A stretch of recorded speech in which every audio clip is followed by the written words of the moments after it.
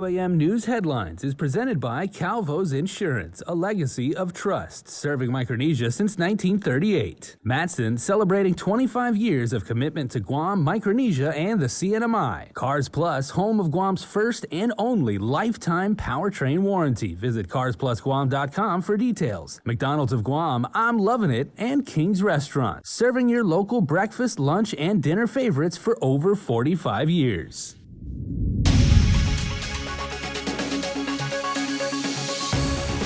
Ahead on Primetime, the latest round of winners were selected in the Vaccination program. Plus, the Department of Corrections is crafting a policy which will require its employees to get the COVID vaccination. And more proof of how federal assistance has helped boost our economy. Hapade and good evening, everyone. The grand prize winners in the second round of Governor Lou Leon Guerrero's Vaccination Incentive Program were announced a short while ago at Adelup. KUAM's Adriana Cotero spoke to the lucky recipients of a brand new car and $10,000. Gov Guam is pushing to reach herd immunity, or 96,000 of the island's population vaccinated by Liberation Day, which is July 21st.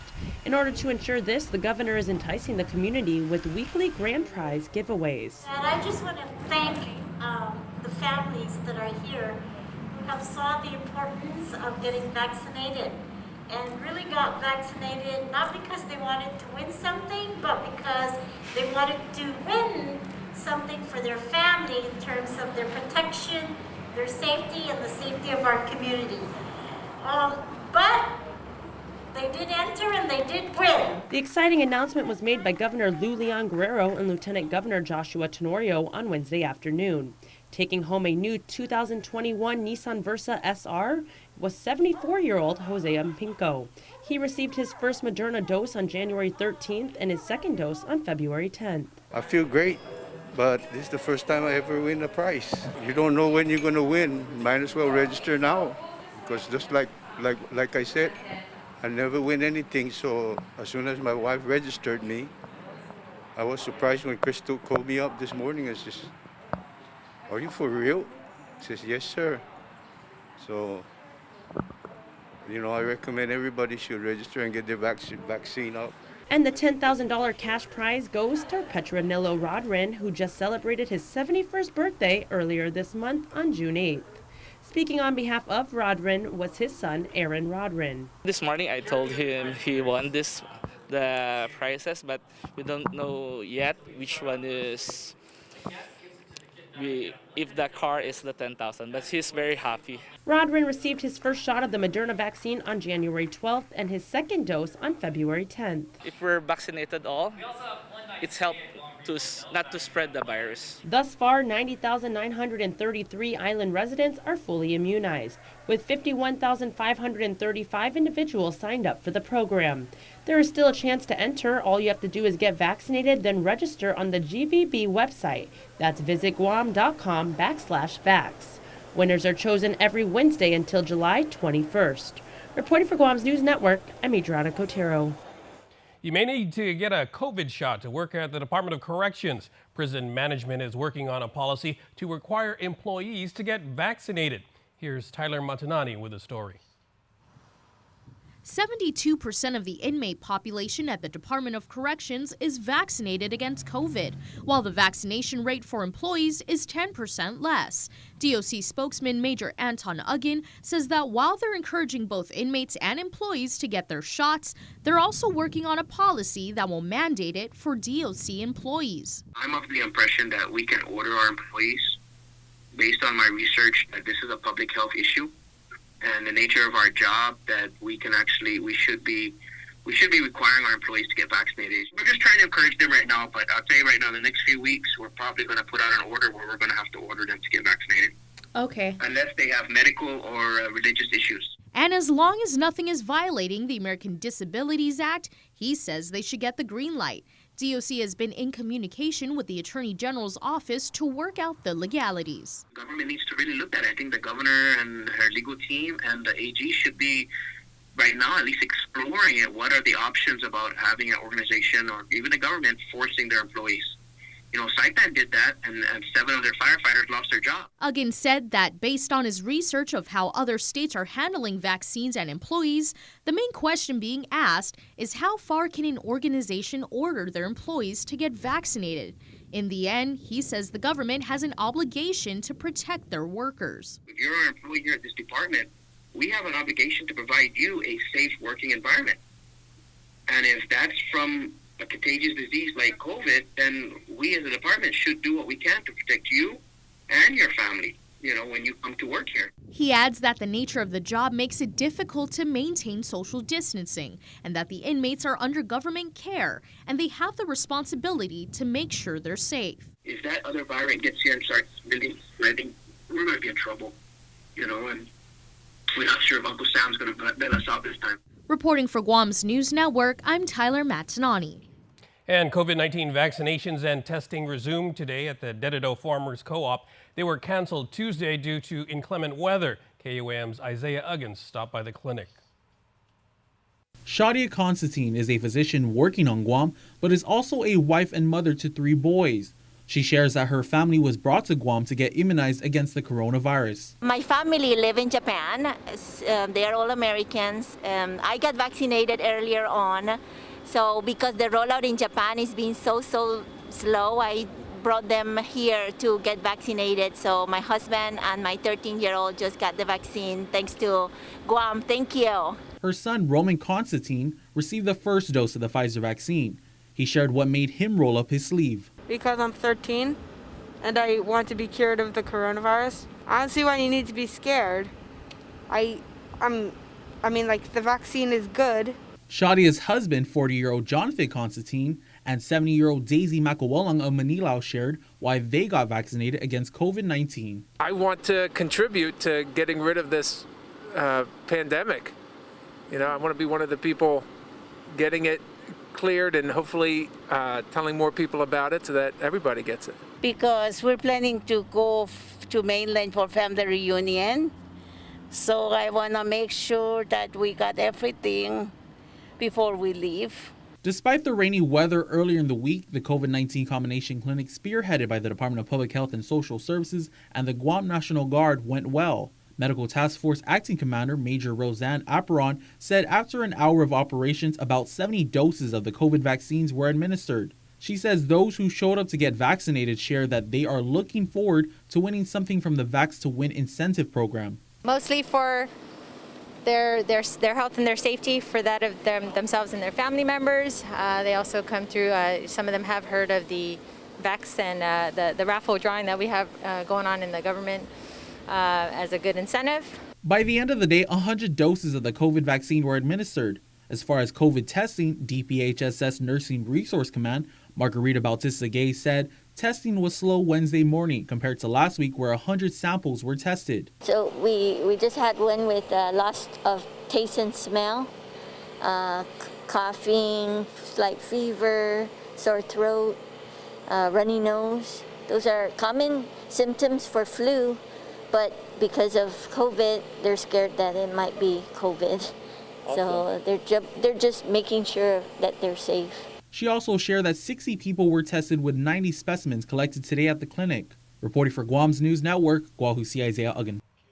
The 20 positive COVID-19 cases reported recently were a result of family exposure, with a majority of them not vaccinated. Acting Public Health Medical Officer Chima Membuakwan says they were identified through contact tracing. Of the 20 positives, 15 had not gotten their COVID shots yet, and 3 were not eligible. Despite the rise in positive cases, Membuakwan says for now, there's nothing to worry about. All of them were through case investigation. So we had index cases. The team went out and conducted interviews, were able to identify their contacts, and then they were tested and they were all positive. So I think we don't really have to lose too much sleep because it's contained now. As well, the majority of the positive individuals were symptomatic, and that's what's dangerous, explains Membuakwan. Now, even when you do the temperature checks, when you're going into buildings, you seem to understand that you can't even detect these people who are positive. So it is a huge balance between personal responsibility, you wearing your mask to protect yourself as against hoping that the temperature checks at the door would catch someone who is sick. But at this point, we're seeing more asymptomatic people walking around with the virus. Mbacum says wearing the mask is a form of intervention for individual protection, whether vaccinated or not. In other news, more tangible evidence of how federal assistance has helped prop up the economy. The government's total revenue collections have surpassed projections. Through the month of May, GovGuam took in some $6.4 million more than expected. According to the latest Consolidated Revenue and Expenditure Report, which tracks the government's budget, as of May, GovGuam collected some $558 million in general fund revenues compared to its projected $551.8 million. Budget Director Lester Carlson says the big boost came from income taxes as the filing deadline was pushed back to May. You see, like individual, we collected $22 million more, corporate, 2.8 more, withholding 2.8 more. We did collect $6.4 million more total than what we anticipated. And then you take that number and you project forward, all things being equal, we're still looking at exceeding the adopted level by $6.4 million. That's the good news. Not so good is the fact that come September, most direct federal assistance will end, and the unemployed and underemployed, says Carlson, need to find work to keep the economy from sputtering. I'm really hoping, though, Esther, that people take heed of the fact that, yes, there's been a lot of federal dollars in for people that were displaced due to the pandemic, but everybody's looking for work, for employees these days. Everybody. That and an uptick in tourism through the Airbnb program, he says, will sustain government revenues. I'm very optimistic that the tracking of the BPT, will kind of catch up, especially when we are able to host more guests, and those guests spend more money. But with further federal help uncertain, the fiscal year 2022 budget will likely be a different matter. The governor still has some $600 million at her disposal, but while senators have been urging Adelup to release a spending plan, Carlson says they won't until the Treasury releases the final spending rules in July. By the time the legislature gets ready to sit down formally, we'll also have the information to be able to provide. And I think collectively, we should be able to do some things. The legislature has until the end of August to pass a final budget. After a new dengue fever case was confirmed on Wednesday, Public Health urges residents to continue prevention measures, especially during the rainy weather. The island hasn't had a dengue case since February of 2020, but on Monday, Public Health received laboratory-confirmed diagnosis. Dengue fever is a mosquito-borne tropical disease caused by the dengue virus. However, it's not contagious and can't be spread from person to person. Public Health Information Officer Janela Carrera said it's such a coincidence this happened now because it's National Mosquito Control Awareness Week. Now is a great time to really exercise, these tips.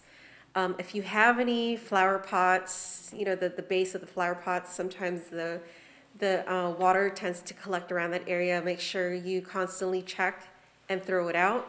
If you have old tires that are, hanging just around your yard, make sure you throw out the water that tends to pond at the bottom part of it. The backside of your house or the sides of your house where there's the drip from your air conditioning. Make sure it's not collecting in certain areas. The case is a resident of Dededo, and Public Health is continuing surveillance of the area to further prevent the spread. We're going to take a short break and be back with more news right after this. While we've all been through a lot over the years, typhoons, earthquakes, and now COVID-19, we've been able to get through these together. For more than 80 years, Calvo's Insurance has been protecting your homes, your businesses, and the health of your family. We are here today and we'll be here tomorrow. There are better days ahead. Tomorrow's a new day filled with hope and choices. The possibilities of what we can achieve together are limitless. Let's continue to work together to ensure a brighter tomorrow for all of us. Half a day. As we look ahead to a brighter tomorrow, Matson's commitment to Guam and Micronesia remains stronger than ever. While the world around us is ever-changing, what remains unchanged is our commitment to you, our customers, and the island communities we serve. Shipping is what we do best, and serving our community is at the heart of everything we do. But we don't do it alone. This is why we support organizations that make caring for the people and the environment a top priority. We know that many count on Matson's lifeline services in the Pacific, and that's why we continue to work hard to ensure that our shipments remain on time all the time. Matson recently added another Aloha-class vessel to our schedule. We now have 2 of Matson's largest and fastest ships serving Guam from the U.S. West Coast and Hawaii.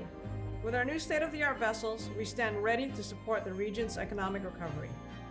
Thank you for the privilege of serving you for the last 25 years, and you can count on Matson to be here for the next 25 years and beyond.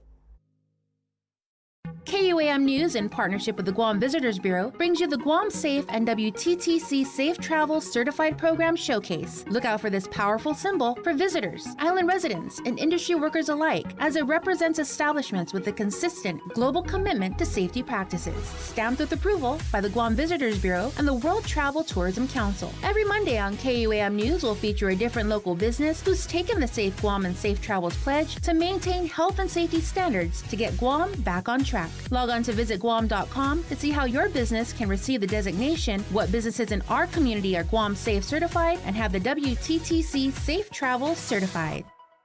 Bun, mayo, chicken pickle, bun. Bun, pickle, Blasphemy!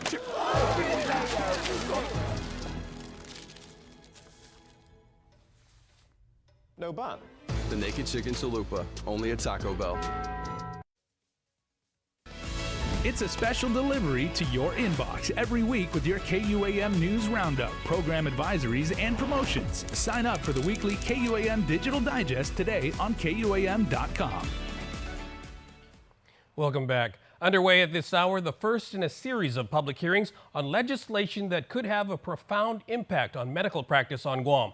Authored by Speaker Therese Terlahi, the bill would fundamentally change how malpractice claims are filed here. Current law requires that you must go before a 3-member arbitration panel that will decide if the malpractice claim can go forward. But at an average cost of $6,000, proponents for a change say it's too expensive for those with average or lesser means and precludes them from even pursuing a valid claim. The Terlahi bill removes mandatory arbitration and adds the option of a court magistrate's hearing to resolve differences. I think it's much more affordable that we fund a magistrate to act as the screening panel. So we allow the cases to be screened, and we're allowing these cases to be screened like no other cases are screened on Guam. It's a very special protection. It's confidential.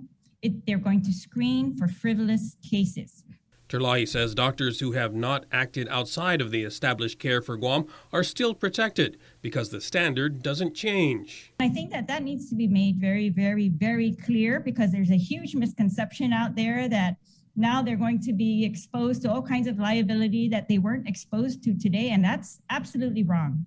But she says patients who've been victims of malpractice should be protected too. It allows access to justice for patients that right now, and these are the facts, they do not have access to justice. A number of doctors are pushing back, though. For example, a pediatricians group sent a letter saying that changes would have a chilling effect on adult specialists who would no longer be willing to take on children's cases.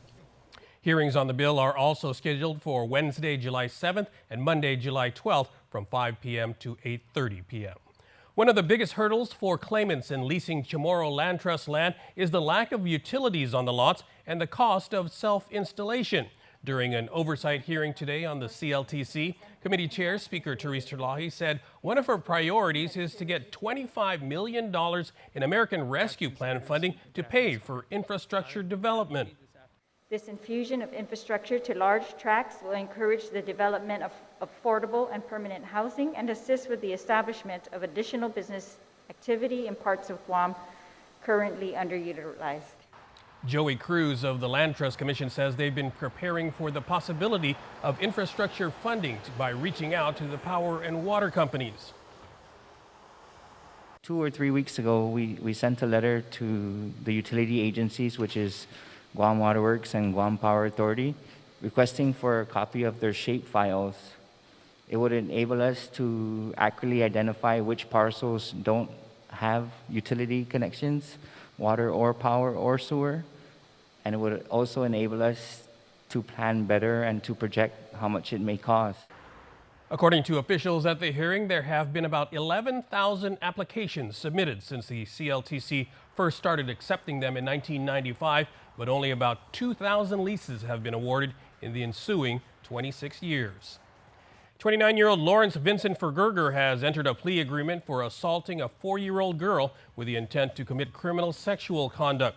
The maximum sentence under the deal is 4 years. The AG's office says the young victim and her mother, with the support of their victim advocate, have been continuously involved and regularly informed throughout the progression of the case.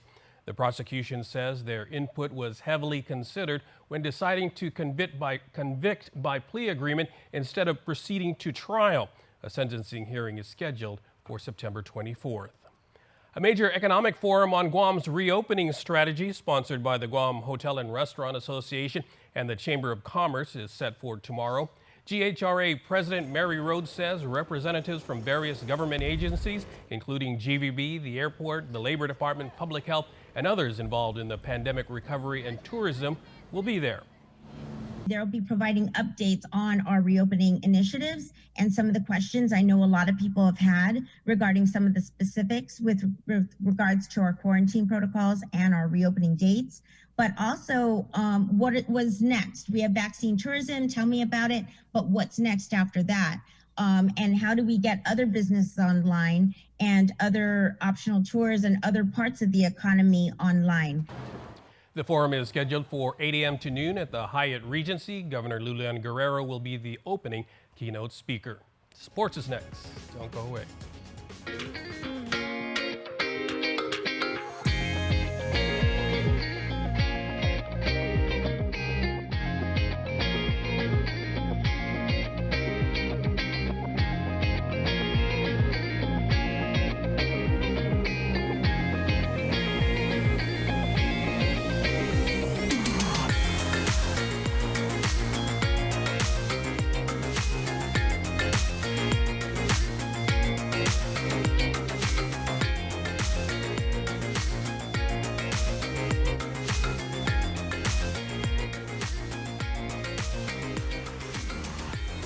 Your community calendar is brought to you by Taco Bell. Whether it's your first meal or your fourth meal, we've got you covered. Taco Bell, live Mas.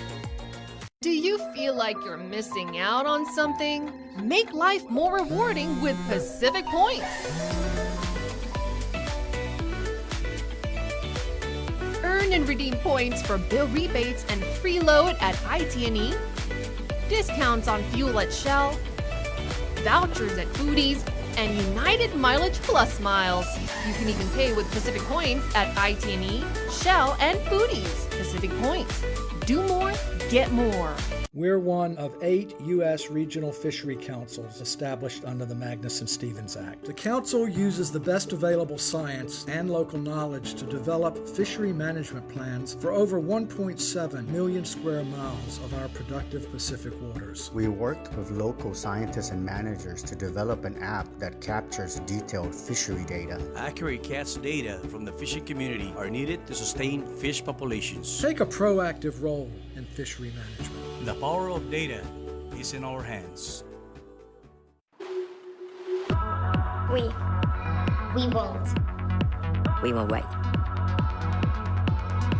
We will wait For someone to come save us.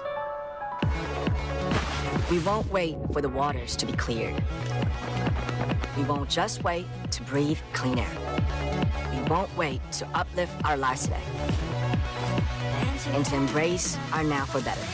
We dream. We dare. No holding back. We go for it. Because tomorrow, For us to create.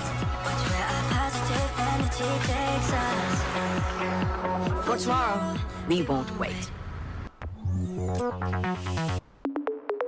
KUAM Sports is brought to you by Docomo Pacific. Better together.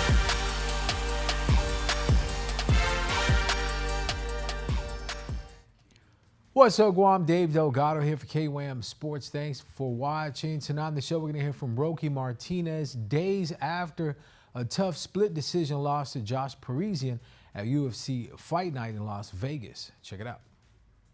When I found out it was when I started hearing that it was a split decision to begin with, I was thinking in my head, I was like, oh man, I'm about to only win by a split decision. I thought it would be unanimous. But yeah, man, it really threw me off when he got the split decision thing. So definitely was definitely shocked at that. How confident were you were going to get the decision? I'll be honest, I wasn't super confident. I thought I worked really hard, but I wasn't sure because of the cage control. Sometimes I think maybe he had me on the wall more, and then when I did him on the wall, he was punching me in the face. I heard him say he felt like he got beat up, They even asked him about going for the takedown so often. And he said he went to it because he felt like he was getting, like he was, like I was winning in the stand-up. So, yeah, again, that surprised me too, felt like he knew it maybe, but I guess he was fortunate to get the decision. He had messaged me on Instagram, just thanking me for the fight and stuff. He's a real nice guy. And although I thought I won, and it's nothing to take away from him at all, man. He's a tough guy. If that's one thing I can definitely give credit for, he's tough, man. He took a lot of shots, Roque is currently in Seattle, Washington, waiting to hear from the UFC. He's getting in some light runs and will be taking care of some medical checkups, taking some time off to relax and regroup after a tough fight. It's just tough, man. I know that even though it was close or I thought I should have won, it's just at the end of the day, that's 3 losses in a row, so that's just something that's hard to look past, but I guess we just got to wait and see, tough position to be in, that's for sure. I think at the end of the day, too, it was still a pretty good fight, for a heavyweight fight. It was a lot of strikes thrown. I saw that I threw 309 strikes, so he threw over 200. So it's obviously it was a pretty good fight, and I think we appreciate that we gave each other a good fight. Former Guam Napu President Willie Byerly continues to spread the island vibes and history of Guam surfing abroad. Byerly has been in contact with Japan media and has submitted pictures to be displayed at the Surf Museum located at the Surigasaki Surfing Beach. Surfing will be making its Olympic debut, and Guam's surf spots will be showcased to the world. Submitted pictures include the late Kenny Pierre longboard surfer at Rick's Reef, also known as Saput Point. Photo by Mark Cruz. Fred Mendiola, shortboard rider, left side, Aganya Boat Basin. Photo by Anthony Tamayo Jr. Shane Purcell, shortboard surfer, left side, Aganya Boat Basin. Photo by John Barber. And Mateo Catling, longboard rider, left side, Aganya Boat Basin. Photo by Willie Byerly. Byerly wanted to give a shout out to Rick Bloss, GNOC president, Roland Certeza, GTA, Joaquin Cook, Bank of Guam, Mark Sablon, 76 Circle K, and Senator Tina Munya Barnes. Shout out to surfing legend Kelly Slater for showing some love to the island of Guam. Well, that's going to do it for sports. We're back right after this. KUAM Sports is brought to you by Docomo Pacific. Better together.